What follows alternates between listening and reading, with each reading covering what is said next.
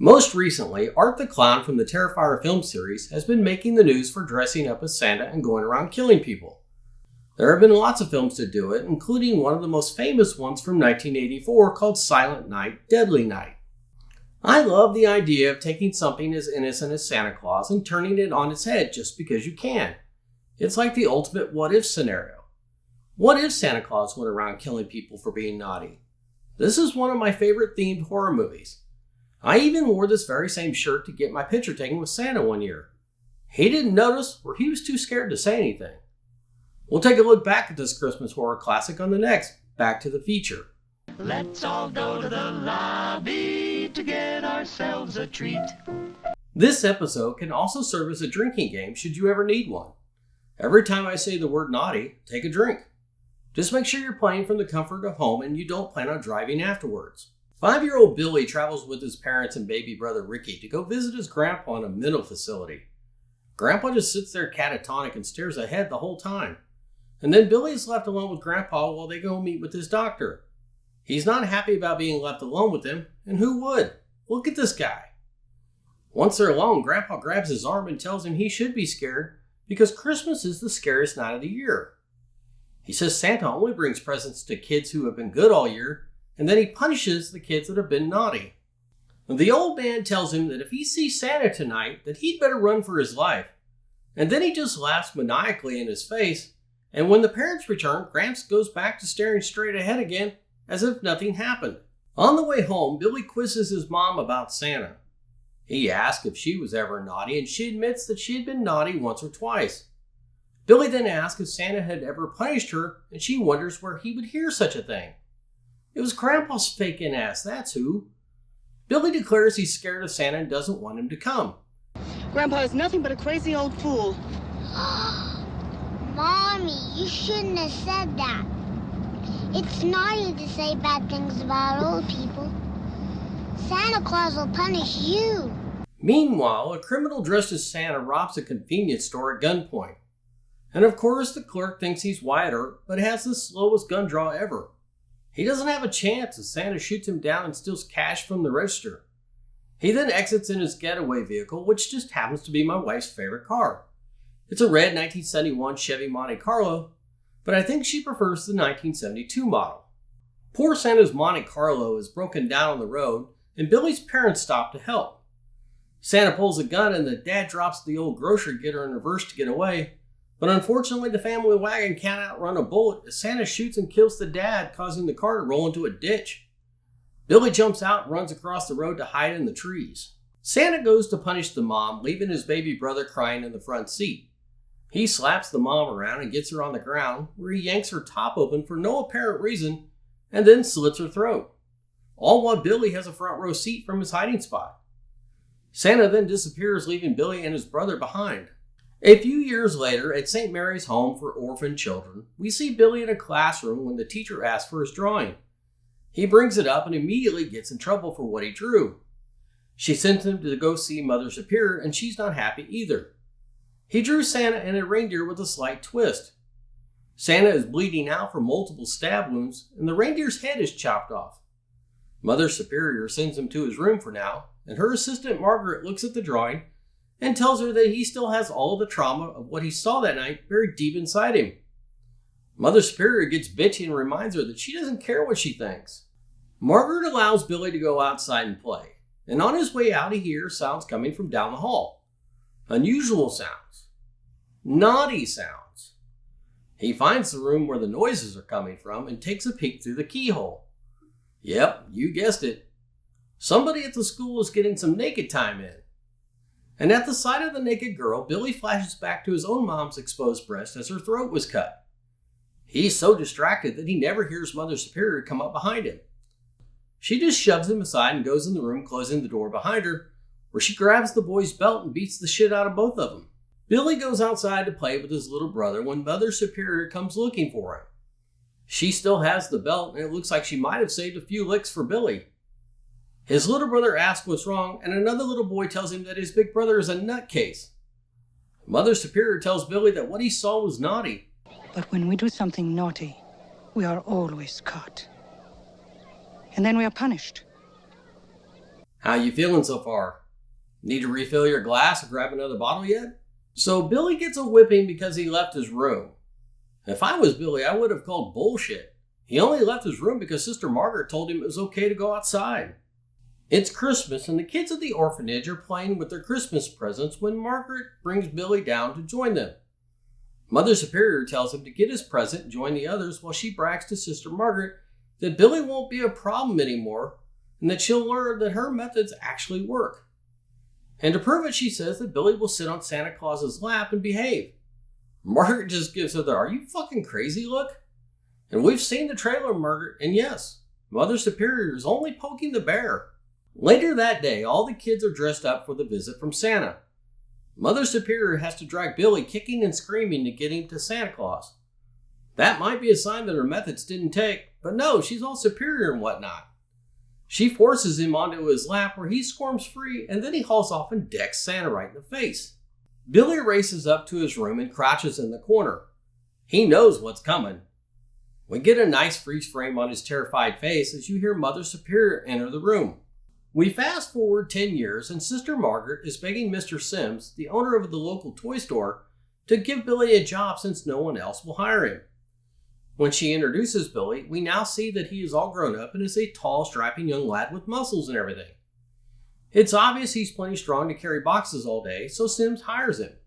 We then get a montage of Billy working at the store over the next couple of months, with some upbeat music playing like it's some sort of sitcom.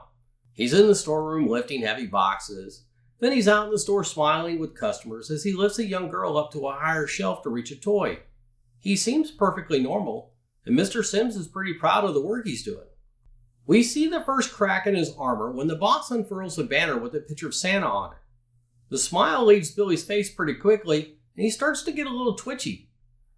Dude looks like he's about to blow a gasket. Later that day, people are shopping and waiting to see Santa, and we see that Billy has a crush on a cute coworker named Pamela. His other coworker, Andy, sees him and asks him what he's doing.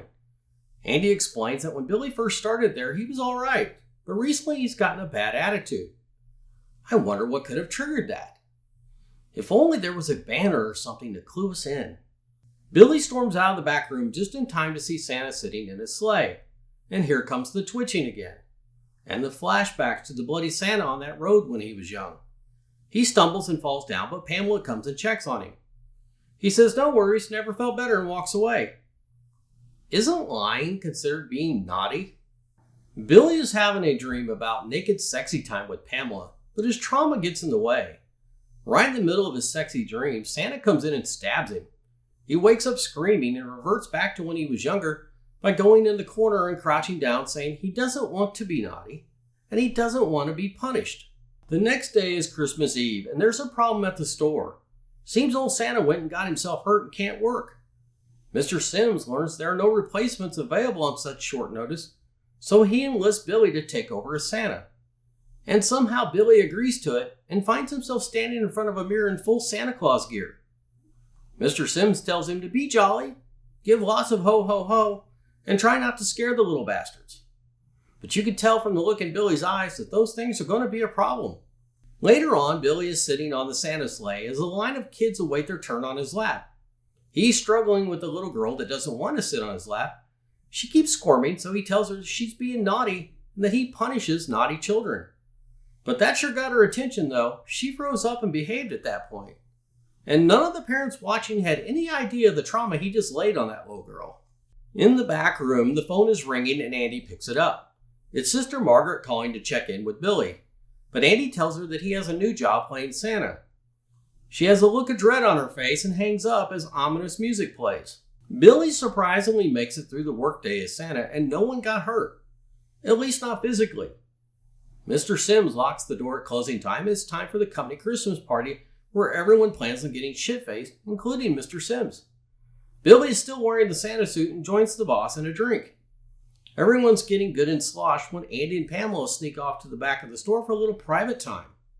Billy sees them kissing and then gets into a little conversation with his drunk boss. And you can pretty much blame everything that happens in the movie from this point forward on him. He tells Billy he needs to sober up because he's got a busy night ahead of him.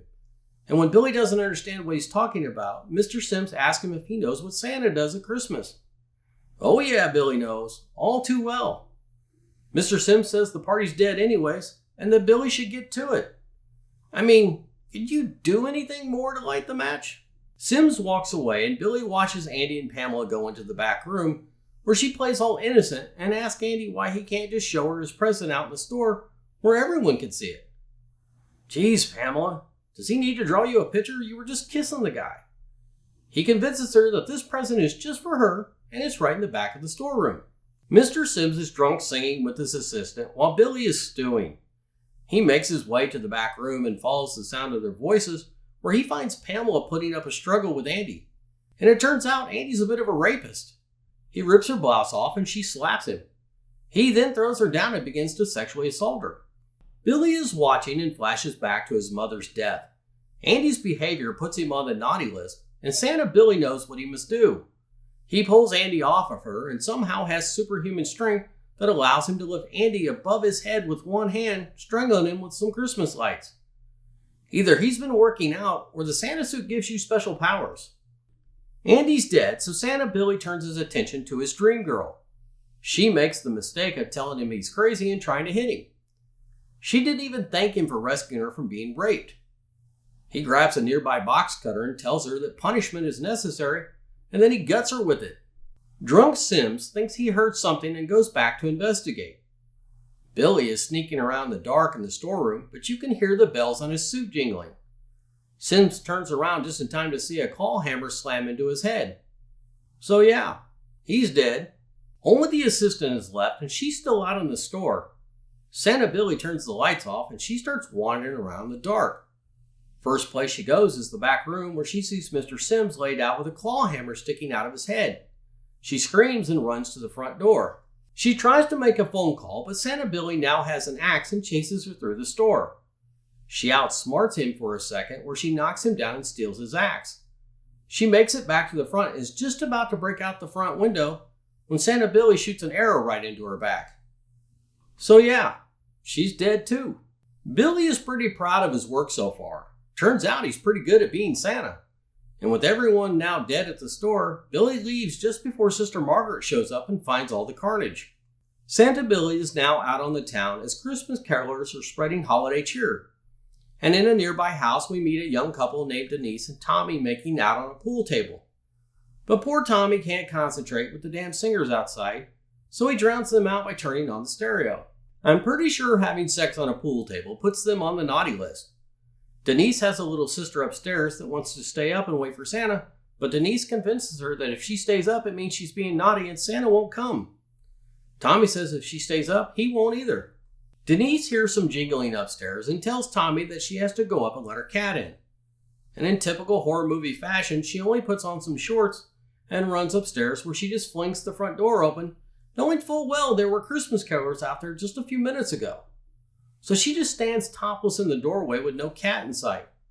And just as she's ready to close the door, the cat comes rushing in, and Santa Billy is right behind it with his axe. She screams and closes the door just in time for him to put his axe right through it. That is the weakest ass door I've ever seen. It literally looks like it's made of cardboard. She runs through the house and gets cornered up against a nice wood-paneled 1970s wall. Santa Billy throws the axe at her but misses. And since Linnea is a tiny little thing, it's completely believable this time when Billy picks her up all the way over his head and impales her very slowly on a set of deer antlers mounted on the wall. Now, I actually remember someone in the theater yelling, "Nice rack," when they showed her hanging there. Meanwhile, Tommy is downstairs shooting pool and didn't hear a damn thing. If the door was that thin, I'm pretty sure the rest of the house isn't soundproof. He's tired of waiting on Denise and goes upstairs to see what she's doing. He sees the front door completely destroyed, and the cat is just sitting there with a "don't look at me" look on its face. Tommy walks into the other room and sees her mounted on the wall, and Santa Billy comes up behind him and the fight is on. Tommy gets a couple of licks in, but then makes the mistake of turning his back on Billy to call the police. He does manage to kick Billy in his sleigh balls before he's tossed out the window, where he dies from being stabbed with glass from the window. All this ruckus wakes up the little sister, who sees Santa Billy before he can leave. He asks her if she's been good or naughty, and of course she says she's been good all year. He pulls out the bloody box cutter from the store, and you think he's going to kill her, but then he gives it to her as her present. He just smiles at her and leaves. That kid is going to be traumatized when she walks down the hall. The police are now on the hunt for Santa Billy after Margaret reported what she had found. They're on patrol and spot Santa at a house crawling in through a second-story window. They rush in to arrest him for it to only be a little girl's dad trying to surprise her. Meanwhile, Santa Billy is making his way down the road without being spotted by the popo. A couple of teenagers are out sledding in the woods when one of them hears a jingling noise out in the dark. Just when they're getting ready to take off down the hill, they're confronted by a couple of older kids who bully them and take their sleds. Again, naughty behavior. The first asshole heads down the hill while the other watches. He makes it to the bottom and yells for his buddy to come on down. It's all fun and games until Santa Billy is waiting for you and takes your head clean off. The guy at the bottom watches as his headless buddy comes sledding down, and he screams even more when his head comes rolling down afterwards. Sister Margaret is sleeping on a bench at the local police station when a detective wakes her up to give her some bad news. There have been 3 more murders in addition to the ones at the store. Billy has managed to elude capture all night long, and when she mentions the trauma that he's been through, the detective says that they should be able to use that to predict his next move. And suddenly, Sister Margaret knows exactly where he's going. It's Christmas morning at the orphanage, and that means the kids are all gathered together opening their presents under the watchful eye of Mother Superior. We see a little girl playing on the phone in Mother Superior's office, and she forgets to hang up the phone before she leaves. And of course, the police are trying to call the orphanage, but can't get through thanks to the little girl. The detective gets on the radio and calls for all the officers to make their way to the orphanage and shoot to kill Santa Billy if necessary. The kids are now outside playing when Santa comes strolling up to the yard. Before he can reach the front door, the first officer arrives and shoots him several times in the back, dropping him dead right in front of the kids, including one who gets some of Santa's blood on him. A nun comes running out and sends the kids back inside. Turns out the boy covered in blood is Billy's younger brother Ricky, who still lives at the orphanage. As the detective and Sister Margaret rush to the orphanage, they hear over the radio that Santa has been shot and killed. And poor Sister Margaret, she only wanted to help Billy. But then they get another call on the radio saying that the description of the dead Santa doesn't match. The big dummy killed the wrong Santa. He killed Father O'Brien, who happened to be deaf and didn't hear the officer's command to stop.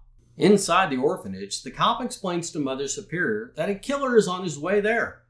And she makes him promise that no harm will come to the children, and he's like, sure, and then he steps outside to stand guard. The kids are so worried that Mother Superior has them singing songs to take their mind off reality. Good luck with that. Officer Dufus decides to do a perimeter sweep and gets whacked with Santa Billy's trusty axe. That axe has seen a lot of action in the past couple days, and he even uses it to chop the head off the snowman in front of the orphanage. Inside the lobby area, Mother Superior has her back to the front door while leading the children in song. One of the little boys sees Santa Billy at the door and goes to let him in. By the time she sees what the boy is doing, it's too late. Santa has arrived and the kids all jump up in excitement. Santa Billy raises his axe while telling Mother Superior she is naughty. She just closes her eyes and waits for the sweet release of death. But before he swings the axe, we hear 2 gunshots and Billy falls to the ground. Behind him is Sister Margaret and the detective holding the smoking gun. These kids have now seen 2 Santas get killed in one day. Well, that's gotta be some kind of record. With his dying breath, Billy looks at the children and tells them they're safe now. Santa is gone. Thanks for that, Billy. You just cured these kids of any emotional trauma they might have. Except for his little brother Ricky, who's standing over his body with a pissed look on his face. He stares down Mother Superior, and in a menacing tone, he simply says, naughty. Freeze frame. The end. When this movie came out, a lot of parents got upset, and the critics trashed it. Is it a great movie? Hell no. But it's Santa killing people, so that's enough for me. I enjoyed seeing it in the theater, and it's been part of my home video collection for decades. If you enjoyed this trip down memory lane, please hit the like and subscribe buttons below to help grow this channel. I appreciate you taking time out of your day and hope you will come back for the next Back to the Feature.